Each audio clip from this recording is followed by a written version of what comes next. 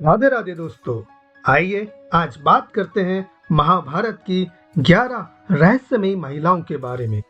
महाभारत में जहां संजय, सहदेव, भीम, अश्वत्थामा, बर्बरी, घटोत्कच आदि कई चमत्कारिक और रहस्यमय लोग थे, वहीं ऐसे कई चमत्कारिक और कुछ खासियत लिए हुए महिलाएं भी थीं जिनकी शक्ति के बारे में उल्लेख मिलता है। इसी शक्ति के कारण वे प्रसिद्ध हुई थी। तो आइए जानते हैं ऐसी ही 11 महिलाओं के बारे में। लेकिन उससे पहले यदि आपने हमारा यह चैनल सब्सक्राइब नहीं किया है तो कृपया जल्दी से जल्दी हमारे इस चैनल को सब्सक्राइब करें और बने रहें हमारे आगे के वीडियो में। उर्वशी इंद्र के दरबार की एक अप्सरा थी। अर्जुन जब इंद्र के दरबार में गए तो उर्वशी उन्हें देखकर उन पर मोहित हो गई और उन्होंने अर्जुन से विवाह के लिए निवेदन किया। लेकिन अर्जुन ने उनके प्रस्ताव को कहकर ठुकरा दिया कि आप मेरे पूर्वजों की पत्नी रह चुकी हैं, अतः आप मेरे लिए मां समान हैं। यह सुनकर उर्वशी भड़क गई और उसने अर्जुन को 1 वर्ष के लिए नपुंसक होने का श्राप दे दिया। 1 वर्ष तक अर्जुन को किन्नर के वेश में रहना पड़ा। जाम्बवंती, भगवान श्री कृष्ण की पत्नी जाम्बवंती के बारे में बहुत कम लोगों को मालूम होगा। वह श्री राम के काल के जाम्बवंत की पुत्री थी। जाम्बवंत आज भी जीवित है। जाम्बवंती के पुत्र सांब के कारण ही श्री कृष्ण के कुल का नाश हो गया था। उलूपी, अर्जुन की पत्नी उलूपी भी मायावी शक्ति से संपन्न महिला थी।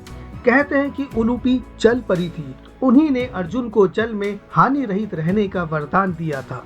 इसके अलावा उसी ने चित्रांगदा और अर्जुन के पुत्र भृगुवाहन को युद्ध की शिक्षा दी थी।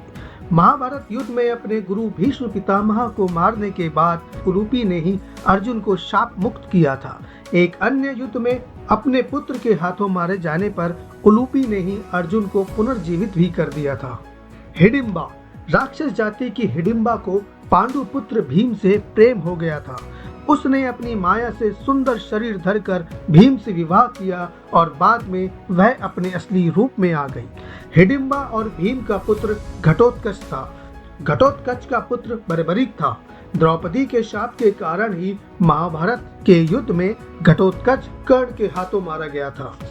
सत्यभामा, राजा सत्राजित की पुत्री सत्यभामा भगवान श्री कृष्ण की पत्नी थी।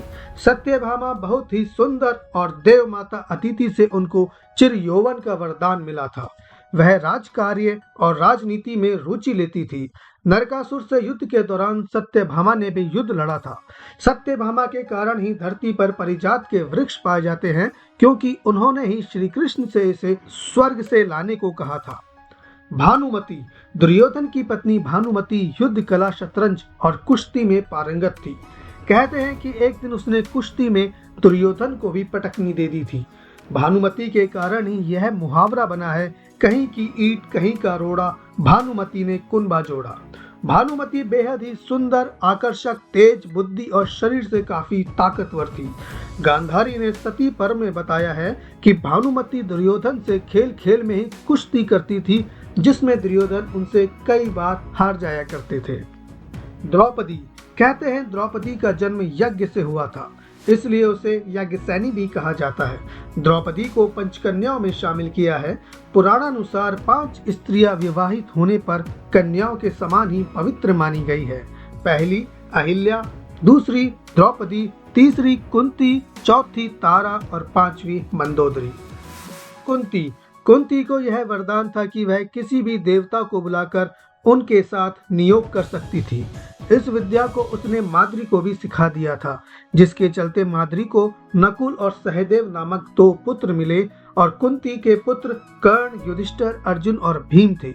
कुंती वसुदेव जी की बहन और भगवान श्री कृष्ण की बुआ थी।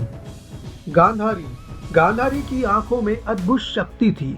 गांधारी ने ही अपनी शक्ति के बल पर दुर्योधन के अंग को वज्र के समान बना दिया था। लेकिन श्री कृष्ण की चतुराई के चलते उसकी जंघा वैसी की वैसी ही रह गई, क्योंकि श्री कृष्ण ने कहा था कि मां के समक्ष नग्न अवस्था में जाना पाप है। गांधारी मानती थी कि श्री कृष्ण के कारण ही महाभारत का युद्ध हुआ और उन्हीं के कारण मेरे सारे पुत्र मारे गए। तभी तो गांधारी ने भगवान श्री कृष्ण को उनके कुल का नाश होने का श्राप दिया था। सत्यवती, गंगा के बाद राजा शांतनु की दूसरी पत्नी सत्यवती थी। सत्यवती के शरीर से मछली की गंध आती थी। कहते हैं कि सत्यवती ही एक प्रमुख कारण थी जिसके चलते हस्तिनापुर की गद्दी से कुरुवंश नष्ट हो गया था। सत्यवती को पराशर मुनि से कुंवारी बने रहने का वरदान मिला था और वेद व्यास उन्हीं के पुत्र थे। गंगा। ब्रह्मा के श्राप के चलते गंगा को मनुष्य योनि में जन्म लेना पड़ा और फिर राजा शांतनु से उनका मिलन हुआ। गंगा ने शांतनु से विवाह करने की शर्त रखी कि मैं आपसे विवाह करूंगी, पर चाहे मैं कुछ भी करूं, आप कभी मुझसे ये नहीं पूछेंगे कि मैं वैसा क्यों कर रही हूँ, अन्यथा मैं स्वर्ग में चली जाऊंगी। शांतनु ने शर्त मंजूर कर ली। गंगा और शांतनु के पुत्र होते थे तो गंगा उन्हें नदी में बहा दिया करती थी। शर्त में बंधे शांतनु कुछ नहीं कर सकते थे, लेकिन अपने 8वें पुत्र को जब गंगा नदी में बहाने लगी तो शांतनु ने उन्हें रोककर पूछ ही लिया कि तुम ऐसा क्यों करती हो। शर्त भंग होने के बाद गंगा ने कहा कि ये 8 वसु थे जिन्हें शाप के चलते मनुष्य योनि में जन्म लेना पड़ा, लेकिन इस 8वें पुत्र को अब मनुष्यों के दुख भी भोगने होंगे और यह पुत्र आगे चलकर भीष्म पितामह कहलाए। तो यह थी महाभारत की 11 रहस्यमयी महिलाएं। आशा करता हूं कि यह कहानी आपको पसंद आई होगी और इसी तरह की जानकारी पाने के लिए कृपया हमारे इस चैनल को लाइक एंड सब्सक्राइब करें। धन्यवाद। राधे राधे।